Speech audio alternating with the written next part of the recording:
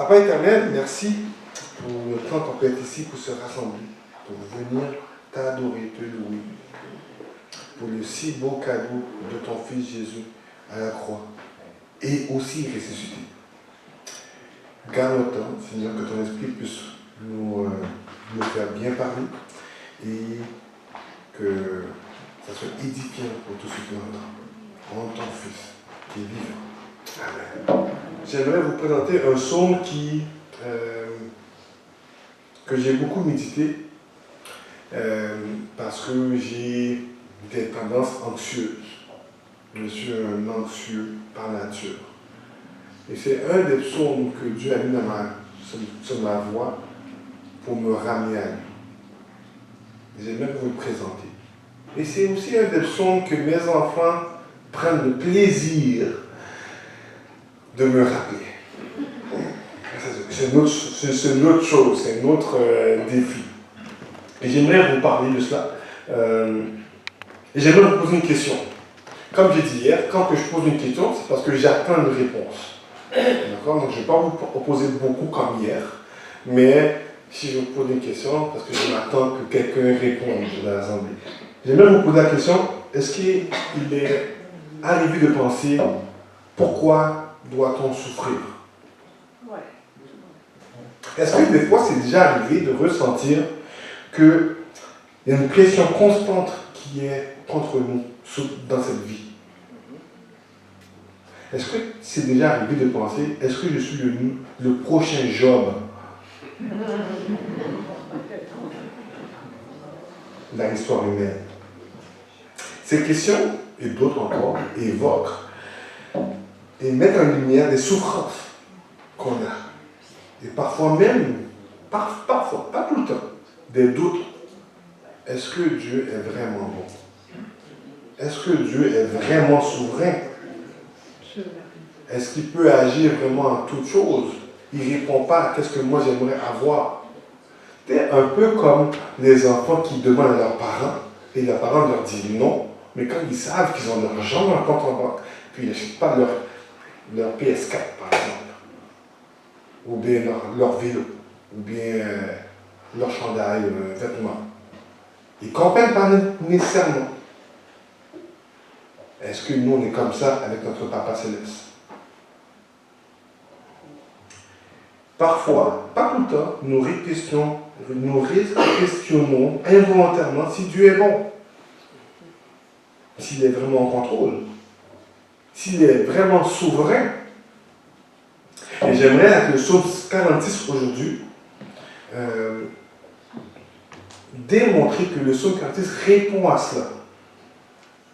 C'est un chant qui répond quand on ne comprend pas notre situation. C'est un chant qui nous appelle, qui nous rappelle que Dieu est puissant. En effet, le psaume 46, selon moi, répond au psaume 42 à 44, qui sont des chants de lamentation lourds, que j'ai aussi utilisés dans les temps les plus pénibles que Dieu m'a donné jusqu'à présent. Une autre fois, on en parlera. 3 psaumes de lamentation, de souffrance et d'incompréhension. D'où vient après ça le psaume 45? Quelqu'un qui commence à nous montrer qu'un accent sur le trône de Dieu qui durera éternellement. C'est un genre d'espoir. Et là vient le psaume 46. Juste avant le psaume 47, qui parle que Dieu va régner sur la terre. Donc là, on est entre deux. Ce que j'appelle l'épilogue central d'un message. Et c'est celui-là que j'aimerais. Le 3e chant des fils de Corée, dans le 2e livre de recueil des psaumes, qui n'est pas un super recueil des psaumes très positif. Donc, le psaume 46, il est comme important. Je fais partie de ceux qui croient que l'ordre des psaumes est inspiré et très intentionnel.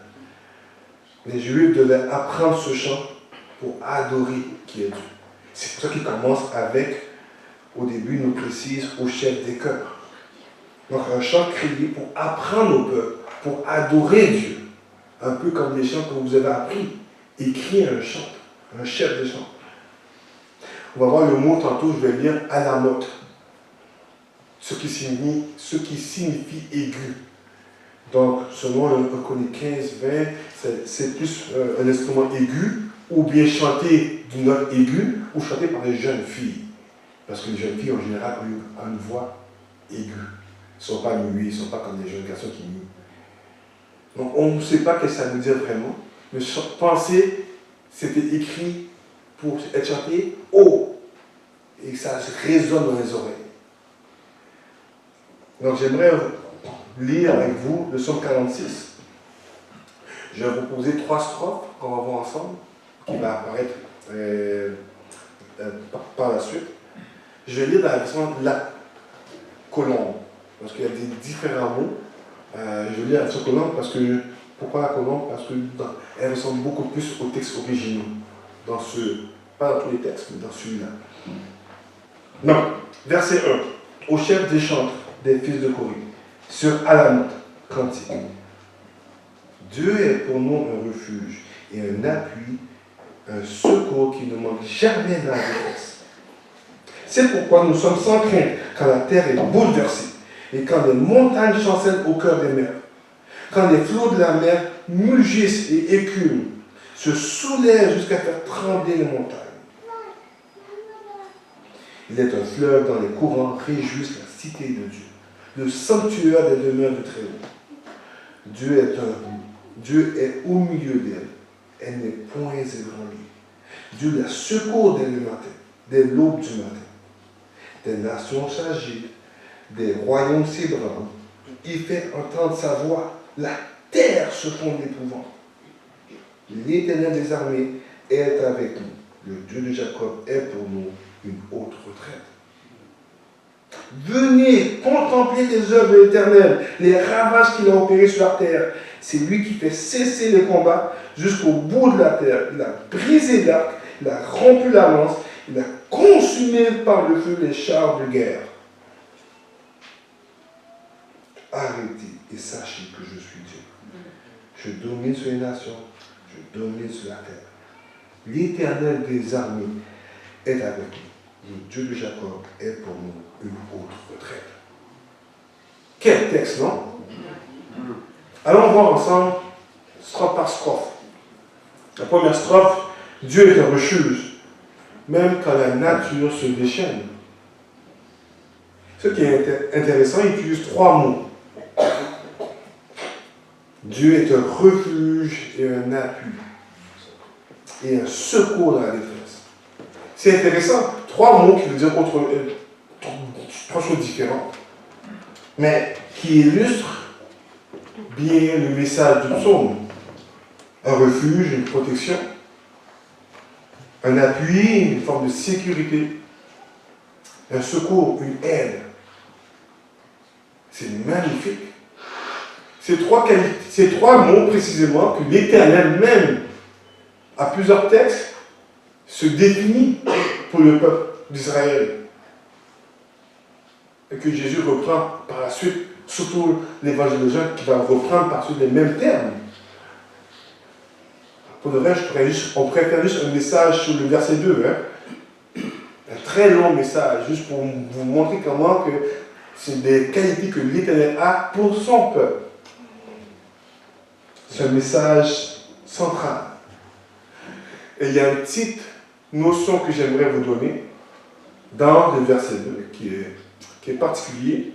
C'est que quand il dit nous sommes sans crainte quand la terre est bouleversée, le sans crainte, c'est un mot en hébreu qui est lo, qui est une négation. Mais pas n'importe quelle négation. Il y a 2 négations. Il y a une qui est permanente et l'autre qui est générale, pas nécessairement permanente. Là, ici, c'est permanent. Nous sommes sans crainte. Point barre. Définitif. Wow, le psalmiste, il est un peu... il est affirmatif. Parce que moi, je ne sais pas pour vous, mais quand Haïti a vécu le tremblement de terre, moi, j'étais à l'aéroport de Montréal. C'était terrible. Quand le Japon reçoit des tsunamis d'au-dessus de 20 mètres et qui détruit des gros immeubles, être sans crainte. Quand les rivières débordent, comme c'est arrivé à Saint-Jean, il y a eu beaucoup de monde qui ont eu peur. Et le psalmiste il dit, nous sommes sans crainte. C'est un peu troublant. Mais Dieu est un secours, une aide lorsque c'est hors de notre contrôle. Voilà qu'est-ce que le message du psalmiste. Quand la nature se déchaîne, quand on ne peut pas contrôler la nature, Dieu est pour nous un secours, un refuge. Il pourrait effacer la menace. Il pourrait, mais ce n'est pas une garantie. Il pourrait protéger des impacts de cette menace sur nous. Mais il ne le fait pas tout le temps. Il pourrait laisser cette menace venir et être là pour être un témoignage pour les autres, tout en protégeant notre âme. Dans tous les cas, Dieu est présent, il est une aide pour son peuple. À tout moment, il nous dit qu'il est présent. Pas nécessairement comme nous on le voudrait qu'il fasse par contre. Il y a certaines personnes qui se forcent à se rappeler cela, que Dieu est un appui, un refuge. Mais ce n'est pas n'importe quoi par contre. C'est dans la personne de Dieu. C'est dans la personne de l'Éternel. Ce n'est pas dans ce bâtiment de bois qui est là depuis près de 125 ans. Mais c'est dans la personne de Dieu. Quelques exemples de certains ont pris la personne de l'Éternel comme refuge. Et j'aimerais vous en faire lire un passage. Mais juste avant que je vous lise Hébreux 11, des fois on oublie Abel. Il faut rappeler d'Abel. Abel qui offrit son offrande à Dieu, qui fut accepté. Mais sa fidélité à Dieu a causé un crime contre lui. Il avait confiance en Dieu et ça a créé un crime. C'est pour ça qu'on appelle le premier martyr. Et un des exemples de ceux qui ont pris Dieu comme refuge sans nécessairement voir physiquement leurs promesses ici-bas sur terre sont ceux de Hébreux 11, versets 35 à 40. Un texte qu'on ne lit pas souvent, mais j'aimerais vous le lire. Des femmes recouvrèrent leur mort par la résurrection. D'autres furent livrés au tourment et n'acceptèrent point de délivrance, afin d'obtenir de meilleures résurrections. D'autres subirent les moqueries, le fouet, les chaînes, la prison. Ils furent lapidés. Là, le prochain mot, c'est un peu la difficulté à comprendre parce qu'ils n'avaient pas les mêmes instruments qu'on a aujourd'hui. Sciés. C'est pas les mêmes. C'était pas des belles lames qu'on avait aujourd'hui là. Torturés. Ils moururent tués par l'épée. Ils allèrent ça et là, vêtus de peau de brebis, de peau de chèvre, dénués de tout, persécutés, maltraités, eux dont le monde n'était pas digne, errant dans le désert, dans les montagnes, dans les cavernes, dans les antres de la terre. Tout cela, à la fois, desquels ils ont rendu témoignage, n'ont pas obtenu ce qui leur était promis, Dieu ayant en vue quelque chose de meilleur pour nous, afin qu'ils ne parviennent pas sans nous à la perfection. Ils sont des héros de la foi. Il y a aussi Étienne, que j'aime bien. Étienne, le martyr. Ah non, je ne sais pas, j'espère qu'il n'y a pas d'autres Étienne qui s'appelle ici. Non, il ne s'appelle pas Étienne. Ah, ok, d'accord. Mais c'est un bon nom, hein. C'est un très bon nom. Un beau témoignage. Il a pris Dieu, l'Éternel, comme appui. Est-ce que je puisse vous rappeler sa prière, sa dernière prière? Dans Actes 7, 59, ils lapidèrent Étienne qui priait et disait, Seigneur Jésus, reçois mon esprit. Puis se mit à genoux, Il s'écria d'une voix forte, Seigneur, ne les cherche pas de ce péché. Et après avoir dit cela, il s'endormit. Quel témoignage! L'amour qu'il a eu pour ses persécuteurs, il ne va jamais recevoir. Mais ça, c'est la charité que Paul parle dans 1 Corinthiens 13. Ça, c'est l'amour. Je ne sais pas si j'ai assez de foi pour prier comme Étienne, mais c'est un témoin, c'est un modèle pour nous. Hors de contrôle, il ne pouvait rien contrôler. Dieu est un refuge, une forteresse, un appui dans les situations incroyables. Donc, nous pouvons être sans crainte, de façon irrévocable, permanente, même quand son peuple est persécuté, même quand son Église est persécutée. On peut l'être. C'est le sujet de la deuxième strophe, versets 5 à 8. Il est un fleuve dans les courants réjouissent la cité de Dieu, le sanctuaire des demeures du Très-Haut. Dieu est au milieu d'elle, elle n'est point ébranlée. Dieu la secourt dès l'aube du matin. Des nations s'agitent, des royaumes s'ébranlent, il fait entendre sa voix. La terre se fond d'épouvante. L'Éternel des armées est avec nous. Le Dieu de Jacob est pour nous une autre retraite. Une autre question que j'ai pour vous. Est-ce qu'il y a un fleuve à Jérusalem? Parce qu'il parle de la cité de Dieu, il parle de la demeure du Très-Haut, on comprend que c'est Jérusalem. Est-ce qu'il y a un fleuve à Jérusalem?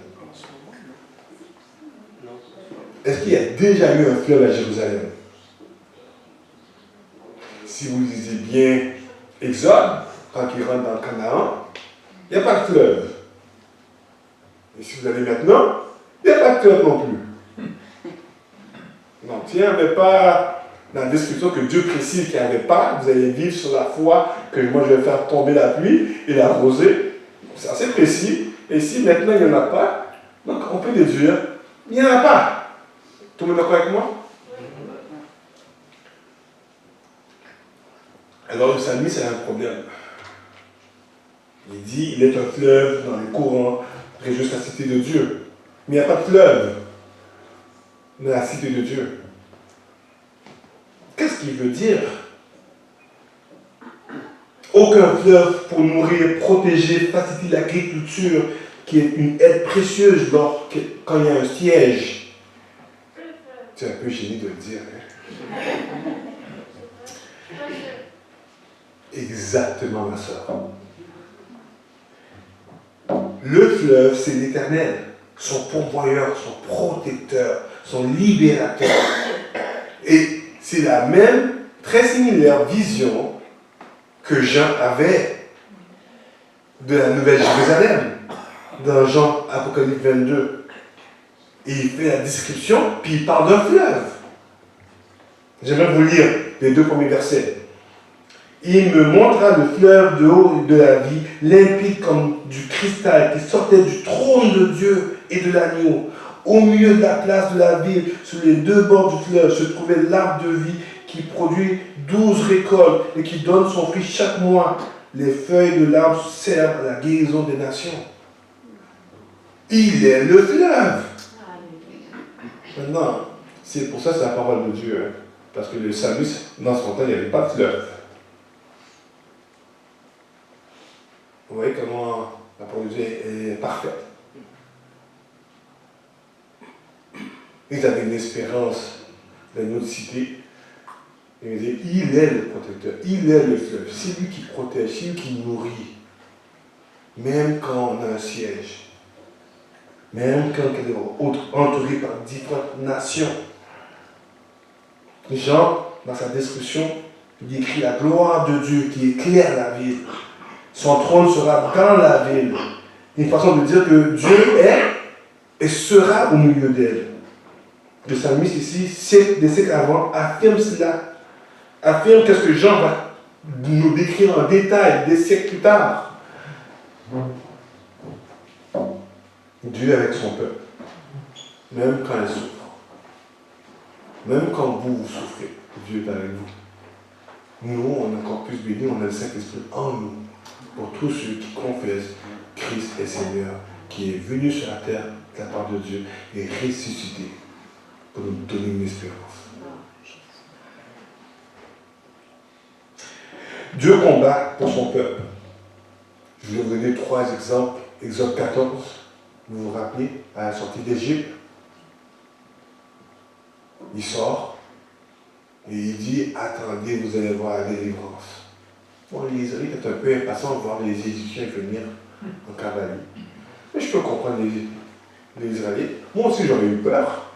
Je vois une grande mer devant moi, puis je vois des chevaux qui viennent, mais je vais mourir. Même si que j'ai vu les 10 signes avant pour me rappeler que Dieu est tout puissant, on est souvent au milieu, non? Êtes-vous d'accord avec ça? Même si que sur notre route là, c'est marqué je me souviens. C'est plutôt je ne me souviens pas. Et 2 Chroniques 20 que j'ai parlé hier, Dieu délivre le peuple de Josaphat et de tout seul. Il devait aller par la foi. 2 Chroniques 32, Dieu délivre Ézéchias par la foi. Il n'a rien fait. Dans ces 3 exemples-là, le peuple a crié à Dieu et il n'a rien fait sauf d'avoir confiance en l'Éternel. Le psalmiste veut que nous faire rappeler que Dieu est le protecteur. Ce n'est pas la force que nous avons. Ce n'est pas les capacités que Dieu nous donne pour l'adorer et pour le servir, comme notre cher frère 92 ans qui joue encore du drum. Ce n'est pas sa force, ce n'est pas ses habiletés. Non. Ce n'est pas une personne. Ce n'est pas un singulier. Ce n'est pas moi, ce n'est pas votre père, votre soeur, votre frère, votre mari, votre épouse, vos enfants. Non. Mais en l'Éternel seul, en lui seul, à l'Éternel des armées qui veut que vous ayez confiance. C'est lui le protecteur. Et j'aimerais faire une petite précision. Le terme l'Éternel des armées a une signification particulière. C'est celui qui règne éternellement, qui est au combat pour son peuple, pour son Église. Et c'est le sujet du chapitre juste précédent, Psaume 45. Donc le terme éternel des armées n'est pas un terme que si vous lisez comme ça, c'est une redondance. Non, c'est là pour nous préciser que c'est lui qui vit éternellement, qui combat. Donc le verset 8 rappelle le verset 2 qu'on a vu dans la première strophe. L'Éternel des armées est avec nous. Le Dieu de Jacob est pour nous une haute retraite. Donc l'Éternel est notre refuge, synonyme à haute retraite, ou barricade. C'est une protection, une sécurité, une aide quand la détresse arrive. Même quand on ne comprend rien, il est là. Dieu sait que je n'aime pas l'incompréhension. Je n'aime pas de mal mes enfants. Si je ne comprends pas, ça ne va pas bien. Mais il est une aide dans ces temps-là. Je peux me réfugier sous lui. Il me protège dans mon ignorance. Il me fortifie dans ma quête de solution quand je me confie en lui. Quand on n'est pas en contrôle, il faut se rappeler, on a un Dieu qui est en contrôle, qui combat pour nous. On n'est pas en contrôle, on n'est pas en contrôle de rien, mais on pense des fois qu'on est en contrôle. Ça, c'est un autre sujet. Dieu est en contrôle. C'est lui qui combat. Et on l'oublie souvent. Moi, le premier. Il combat à nos côtés. Car il est Dieu. Donc, si à plusieurs reprises, l'Éternel combat pour son peuple, sans même que le peuple a levé le petit doigt, juste avoir la foi, sans même dégainer le couteau, leur épée, Dieu délivre. Il n'est pas limité. Il est bien actif dans nos vies, dans ma vie, dans votre vie. Dieu est un refuge fiable, même quand la nature se déchaîne, même quand une situation hors de contrôle arrive. Dieu est un refuge pour son Église, pour son peuple. Il est le protecteur. Mais quand la souffrance arrive, quand l'incompréhension arrive, ou bien quand on accomplit les choses, oh j'ai réussi ça, on prend la gloire de Dieu, au lieu de la ramener à Dieu. Quand l'état de jouissance arrive, on oublie. On oublie que c'est Dieu qui est au contrôle des événements. Et c'est ce qu'il veut préciser dans la 3e strophe, versets 9 et 10. Verset 9. Venez, contemplez les œuvres de l'Éternel, les ravages qu'il a opérés sur la terre. C'est lui qui fait cesser les combats jusqu'au bout de la terre. Il a brisé l'arc, il a rompu la lance, il a consumé par le feu les chars de guerre. Waouh! Le psalmiste nous invite à se rappeler les œuvres de Dieu, ce qu'il fait. Il invite à regarder les bienfaits de notre vie. Quand on regarde en arrière, on peut voir comment Dieu nous a secourus plusieurs fois. Je peux voir quand que Dieu, avant qu'il amène à lui, comment il m'a sauvé la vie en vélo, plusieurs accidents de vélo, de voiture. Quand que j'ai eu une crise allergique, que mon cou était plus gros que mon visage, et que ma foi était pas en Christ, si je serais mort dans tous ces moments-là, je serais en enfer, dans la mort éternelle, dans le lac de feu. Malgré toute ma connaissance biblique que j'avais, que mes parents m'avaient bien éduqué. Malgré toutes les fois que j'ai gagné des concours de versets avec ma soeur, je serais perdu. Et quand il m'a appelé à l'aube de mes 19 ans, toutes les fois que j'ai manqué de mourir, parce que j'étais travailleur de rue, j'avais un travail très risqué. Toutes les fois que j'ai pris l'avion, pendant la mission, ou toutes les fois que j'ai eu des revolvers sur ma tente parce qu'il y avait des personnes qui voulaient enlever la vie, c'est une grâce de Dieu. Sans compter toutes les fois que je ne sais pas combien de fois que Dieu m'a protégé. C'est une grâce de Dieu. C'est Dieu qui contrôle tous les événements. Mais on oublie ça par moment, non? On oublie comment Dieu fait. Et Psaume 103 nous rappelle, David écrit, mon âme n'oublie aucun de ses bienfaits. Mais on oublie. Il nous rappelle qu'il est en contrôle des situations proches de nous, mais aussi loin de nous. Est-ce qu'il est en contrôle avec la guerre en Ukraine et la Russie? Est-ce qu'il est en contrôle avec la guerre civile en Haïti? Est-ce qu'il est en contrôle avec l'Afrique de l'Est qui poursuit les chrétiens et qui brûle les villages? Notre Dieu est en contrôle. On l'oublie. Parce que nous, on ne veut pas souffrir. On fait notre ici-bas le paradis. Et je vous dis, je tombe dedans aussi. Il faut que des fois mes enfants me rappellent Bannière 146. Il nous protège plus qu'on pense pour fortifier notre foi, pour qu'on puisse le glorifier. Il contrôle tous les événements sur tous les continents. J'aimerais vous rappeler dans le texte dans Isaïe 45 comment Dieu l'exprime par le prophète Isaïe dans un exemple avec Cyrus. On parle de plusieurs années, décennies avant. À cause de mon serviteur Jacob et d'Israël, mon élu, je t'ai appelé par ton nom, je t'ai parlé d'un titre sans que tu me connaisses. Je suis l'Éternel, il n'y en a point d'autre. À part moi, il n'y a point de Dieu. Je t'ai pourvu d'une ceinture sans que tu me connaisses. C'est afin que l'on reconnaisse, tantôt je vais parler de ce mot-là plus tard, c'est afin que l'on reconnaisse du soleil levant au couchant, ça veut dire dans toute la terre, qu'en dehors de moi, qu'il n'y a que néant. Je suis l'Éternel, il n'y en a point d'autre. Là, le verset 7 est un peu difficile. Je forme la lumière et je crie les ténèbres. Je réalise la paix et je crie le malheur. Moi, Éternel, je fais toutes ces choses. Est-ce que l'Éternel des armées, il est en contrôle de tout? Ouais.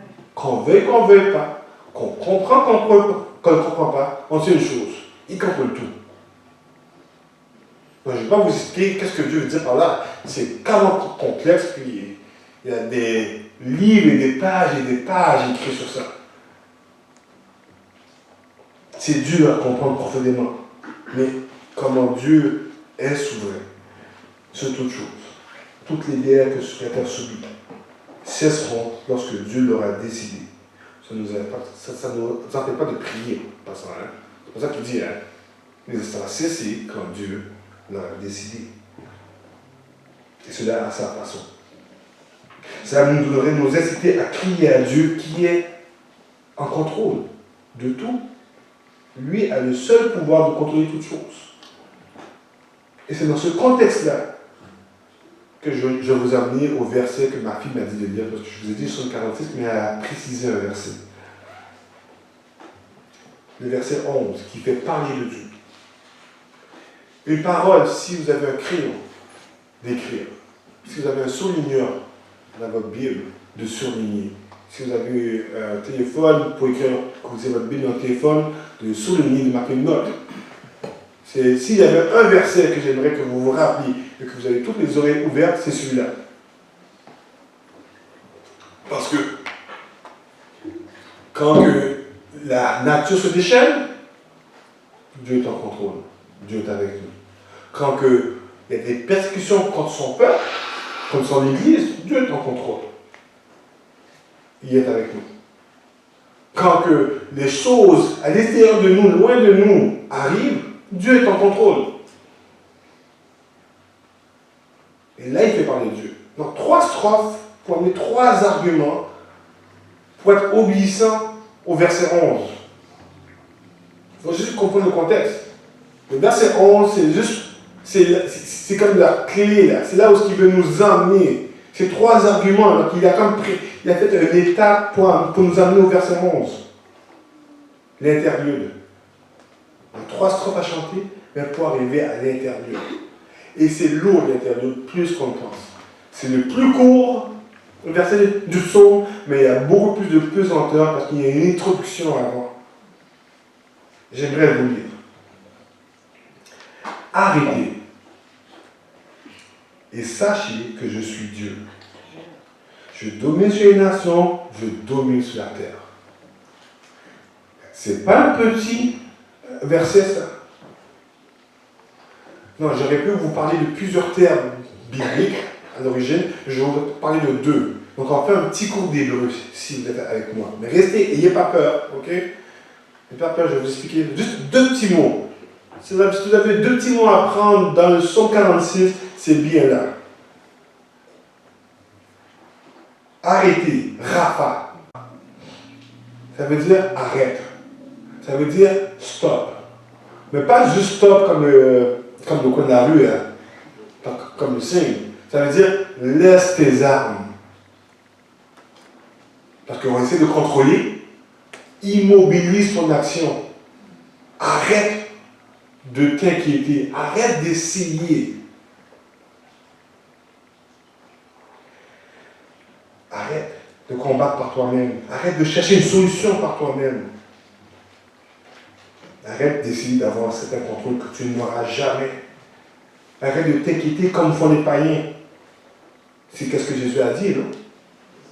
Marc 6, 25 à 34. Ne pas s'inquiéter de la nourriture, de la sécurité.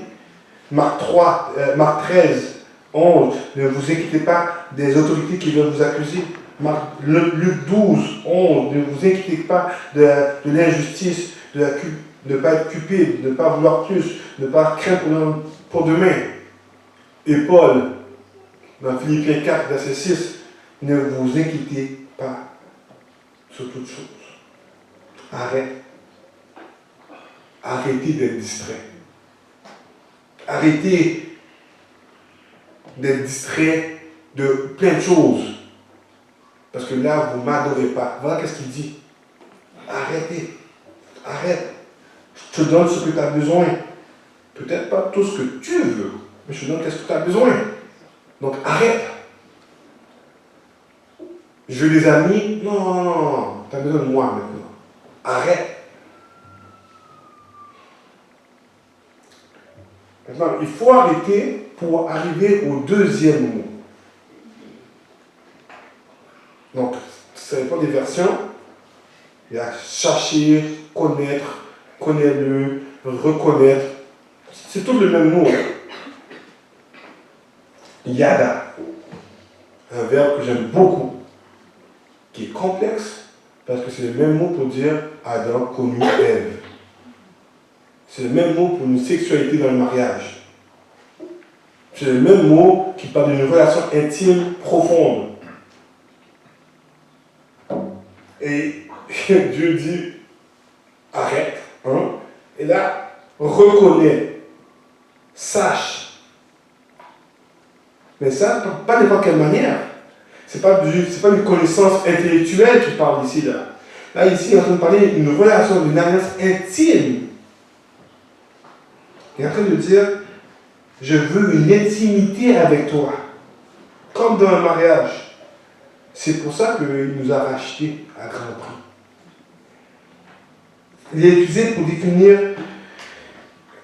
une intimité dans le mariage exclusif, comme c'est dans le plan de Dieu, d'un mari et d'une épouse. Donc, telle est la relation avec Dieu et son peuple, Dieu et son Église, parce qu'il la protège, il l'aime. Il faut que je vous dise une chose. Ce verbe se retrouve le plus, c'est dans le livre d'Ézéchiel. Quand Ézéchiel rappelle aux Juifs qui sont déjà déportés tout ce qui va arriver. Et en plus, il dit, c'est afin que vous reconnaissiez que je suis l'Éternel. C'est ce que Dieu dit. Mais de maintes fois, pour ne pas dire une trentaine de fois. C'est beaucoup, non? Mais il ne dit pas nécessairement toujours positif. Donc des fois, c'est pour que vous me connaissiez, pour votre bien, et des fois, c'est ils vont reconnaître que je suis l'Éternel. Vous voyez ce que je veux dire? Il y a quand même deux tons différents. Donc il y en a ceux qui vont le connaître par grâce, et reconnaissance éternelle, ceux qui ont eu leur confiance en Jésus-Christ. Et il y en a, tristement, qui vont le reconnaître par jugement et par un châtiment éternel. Et j'espère que ce n'est pas votre cas. Donc ce verbe-là a une pesanteur. Mais c'est impossible de le connaître personnellement et intimement si on n'arrête pas, si on ne laisse pas nos âmes, si on commande en anglais, si we don't surrender. J'ai oublié comment dire en français là. Entouré. Comment? Entouré. Entouré, mais non, c'est plus. Hein? Se rendre. Se rendre. Qu'est-ce que c'est ça? Qu'est-ce que se rendre? C'est bon. Se rendre auprès de Dieu. C'est ça, ça veut dire. Le psalmiste exhorte le monde à se soumettre volontairement. Dieu nous a avertis, son peuple, son Église, de se réfugier en lui. Une méditation intime et personnelle. Arrête de combattre et reconnais-le. Connais-le personnellement. Et Dieu a averti les ennemis aussi. Et c'est lui qui contrôle toutes choses. Dans la Judée et à l'extérieur de la Judée. Même au Canada. Dieu est souverain. Il va régner et il règne. C'est ce qu'il va développer au chapitre 47 des psaumes. Plein de force, de puissance pour préserver et défendre son Église qu'il a adoptée, qui s'est acquise. Plein de force, de puissance pour contrôler les nations. Il s'élève, domine au-dessus des nations et de toute la terre. Donc, c'est pour ça qu'il dit, arrêtez et reconnaissez que je suis Dieu. Je m'élève sur les nations, je m'élève sur toute la terre, dit l'Éternel. Est-ce que vous comprenez comment c'est important? C'est une affirmation que Dieu fait par la plume du psalmiste. Il est celui qui contrôle et qui protège. L'Éternel est digne d'être le refuge de votre vie, digne d'être le refuge de votre Église, digne d'être le refuge de chaque humain. Arrêtons de trembler alors et agissons comme si Dieu est tout-puissant et non qu'il n'est pas puissant. Approfondissons notre relation avec lui personnellement, parce que c'est ça qu'il nous demande. Car il nous a rachetés à grand prix. Il a envoyé son Fils Jésus à notre place. Châtiment qu'il ne méritait pas. La plus grande injustice que l'être humain a vécu, il a pris pour nous. C'est ce qui a commencé, c'est qu'il va prier, il va prendre soin de nous, il va nous protéger. Parce que pour lui, on est précieux. Donc j'aimerais vraiment que vous compreniez. Rapha Yada, arrêtez et connaissez-le personnellement, intimement. Qui est l'Éternel des armées qui combat pour son Église, pour vous, pour ses racheter. Le dernier verset est la conclusion. La conclusion du psaume. Pas notre conclusion à nous, mais la conclusion du psaume. Dieu est le seul bon refuge. Donc, parfois, on va aller dans les mauvais refuges. Dieu est le seul bon refuge. Il dit, l'Éternel des armées est avec nous. Le Dieu de Jacob est pour nous une haute retraite. Il répète encore le verset. Comme conclusion, l'auteur du psaume, qui est vraiment Dieu ultimement, répète le verset 8. Un refrain qui ressemble encore au verset 2, comme j'ai dit tantôt. Un rappel qui nous incite à crier à Dieu, pas à une autre personne, à se rappeler qui est l'Éternel. Donc il faut apprendre qui est ce Dieu-là, qui contrôle la nature, qui contrôle, qui protège son peuple, et qui contrôle ce qui est à l'extérieur loin de son peuple même. À se redire les uns les autres, à proclamer en Église, dans nos cultes, dans nos temps personnels, intimes qu'on a avec l'Éternel. Et j'aimerais vous encourager une chose. Là, tantôt, vous allez chanter. Mais j'aimerais vous recommander un exercice. Là, je n'ai pas dit ça à Jean-Philippe, donc il ne sait même pas lui-même. J'aimerais vous encourager à vous chanter les uns les autres. Donc, quand il va jouer la musique, que vous vous tournez et que vous vous chantez les uns les autres. Paul dit dans Colossiens 3,16, juste pour pas qu'on me dise, où est-ce que tu prends ça? Que la parole du Christ habite en vous avec sa richesse. Instruisez-vous et avertissez-vous réciproquement.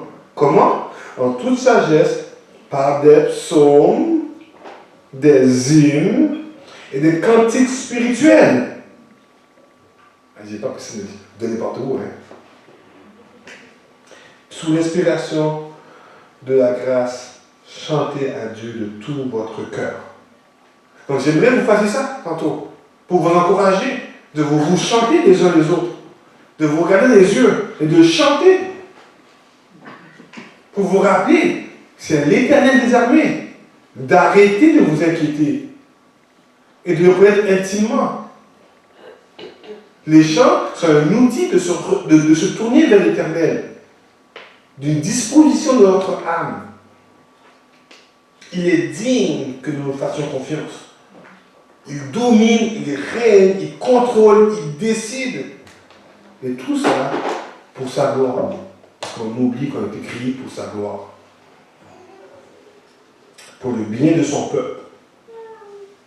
Comme un bon père, un bon berger, il instruit, il corrige, il sanctifie. Il est le seul refuge que vous pouvez aller. Et vous serez bien pris en charge par celui qui contrôle toutes choses. Il vous connaît beaucoup plus que vous pensez.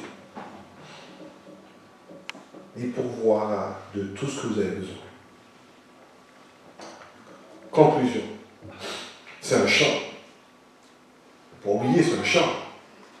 un chant écrit pour que le peuple puisse l'adorer, adorer Dieu. Donc, je n'ai pas trouvé un chant qui dit ça. Mais il y a un refrain. Dieu est une haute retraite, un refuge.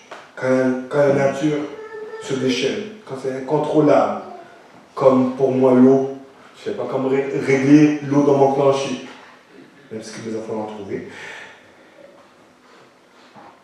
Tout ce qui est hors de notre portée. Quand le peuple de Dieu est menacé par des ennemis, contemplant la puissance et la souveraineté de Dieu qui est notre refuge. La situation d'Israël est très délicate et a eu, dans l'histoire et encore aujourd'hui, beaucoup d'oppresseurs par plusieurs nations. Dieu l'a protégé. Et il l'a corrigé aussi. Il l'a redressé. Il l'a aimé. Et vous savez quoi? Il a créé son église, sa famille. Nous vivons des difficultés à cause du péché dans le monde depuis Adam et Ève, à cause des péchés des autres, ou que Satan se déchaîne sur nous directement comme il a fait avec Job, à cause de nos propres péchés aussi, parce que ce n'est pas seulement l'extérieur, hein. On pêche aussi. Hein. Dans tout cela, nous pouvons se rappeler qui est Dieu, se rappeler comment il contrôle tous les événements de notre vie, lui faire confiance dans nos événements, comme Abraham, Isaac, Jacob, Moïse, Élie, les autres apôtres de Jésus et tous les autres disciples qui l'ont suivi par la suite. Tantôt, j'ai rencontré ce matin une dame qui est là depuis 60 ans. C'est un modèle. Malgré ce que tu vis, sois sûr que Dieu aime ses enfants. Tout pouvoir lui a été remis quand Jésus est ressuscité. Tout pouvoir. Il règne. C'est lui qui nous a sauvés. Il protège, il surveille, il agit, il délivre, il donne sa paix comme nul autre. Même dans la souffrance, même dans les difficultés. Il est digne d'être ton refuge. Donc j'aimerais vous encourager à vous rappeler, l'Éternel Dieu règne. Donc, pour finir, arrête de t'inquiéter. Et arrête d'essayer d'avoir le contrôle. Tu ne l'as pas. Tu ne l'auras jamais. Et gloire à Dieu. Mais une fois, je vous dirai pourquoi. C'est bon qu'on n'a pas de... Alors, connais-le intimement. Et collectivement avec l'église locale. C'est important.